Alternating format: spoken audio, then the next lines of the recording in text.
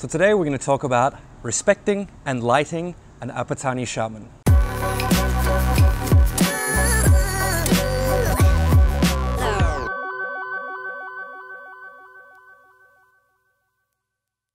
Hi guys, so welcome back to the channel. This is Dylan Golby. We're here today to talk a little bit about a photograph that I did for my Tattoos of Asia project. Now, I was in Northeast India photographing the Apatani people and their distinctive facial tattoos, but I wanted to get a few frames that showed a little more about their culture, not just about the tattooed faces. And one of the important concepts in their culture is the religion that revolves around shamans. And the shaman is a man who basically is able to listen to spirits, find out what they want, and assist the laymen of his village in living their lives properly. And things like illness are often sorted out by the shaman. He'll listen to find out which spirit is afflicting their people and which animal should be sacrificed or what needs to be done in order for that person to get better. So he's a fairly important character in the historical context, but also in the modern context, as a lot of people still do follow this belief system.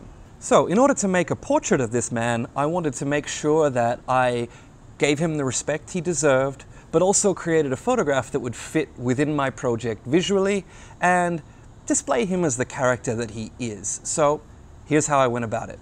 Okay, so the very first thing that I did is I had a meeting with this man, and that is basically to gain his trust, but also to gain his knowledge, because the short time that I had spent with the Apatani people, I didn't really know enough to create a photograph that would represent him and his people. So I had to defer to him for that, and he has a wealth of knowledge that obviously I didn't have. So we sat down and we had a meeting, and I talked about, what he needed to wear, how he needed to position himself, and where we should go about making this portrait. Okay, so once I'd got all that information from him, the next thing I had to do was decide exactly where I wanted to shoot this portrait and how I wanted it to be lit. So the first thing, obviously, I wanted to respect this as an older gentleman, and I wanted to respect him as a human being as well as a shaman. So we decided to make the photograph close to or in his house, just so that it wouldn't be too far for him to go, as he had invited us back at 6:30 in the morning before breakfast to make this picture. So I decided after we arrived that the inside of his house was actually probably more representative and also tonally more interesting. And inside his home, we found that we had these earthy textures on the walls and a few other bits and pieces that represented who he was. So I picked a location in the corner of the room. For those of you who've been in an Apatani house, you'll know that they're fairly cluttered anyway, because the center of the room is typically a fireplace, and they build these drying racks for meat and all other things in the house above the fireplace. And the space around it is generally just for sitting, eating, maybe, enjoying your time at home.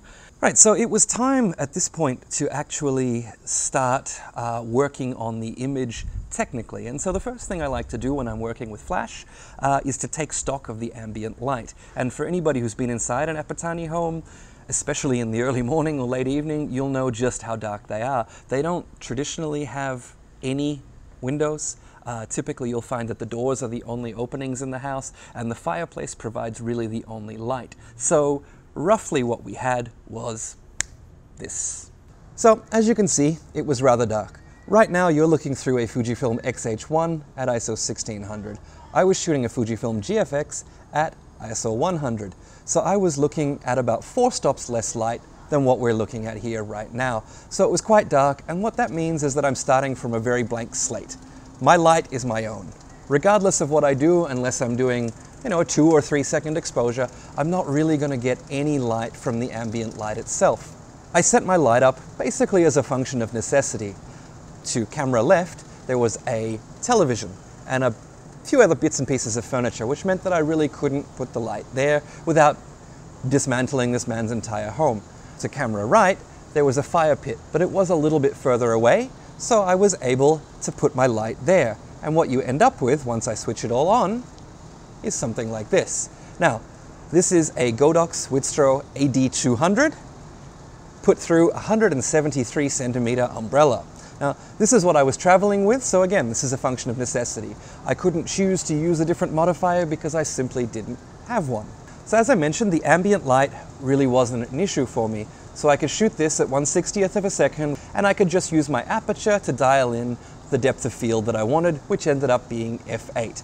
And that necessitated about a quarter power out of the AD200. Now, the positioning of the light was my basic starting position for any lighting situation, which is about 45 degrees between the camera and my subject and 45 degrees up, usually 40 or 50 centimeters above the subject's head.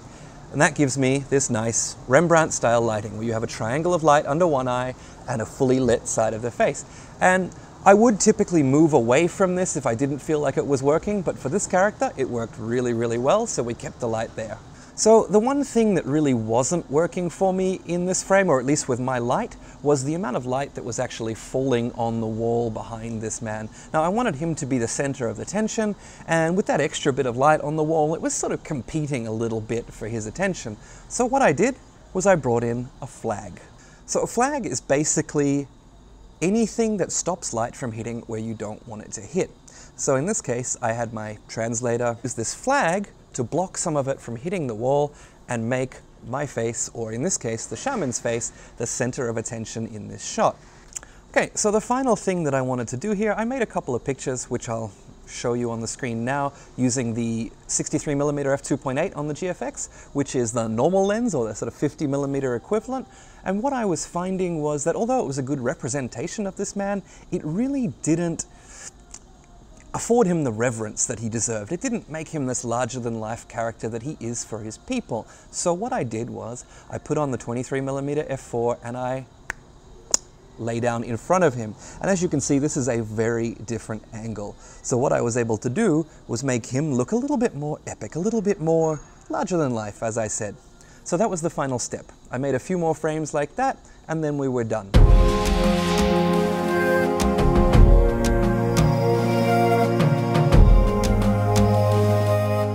So I hope that what you can take away from this video is that although it's about lighting, there are other elements to the image. Lighting itself won't make a picture.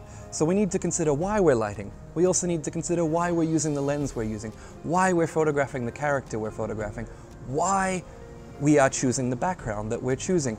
All of this will inform us and help us make better photographs.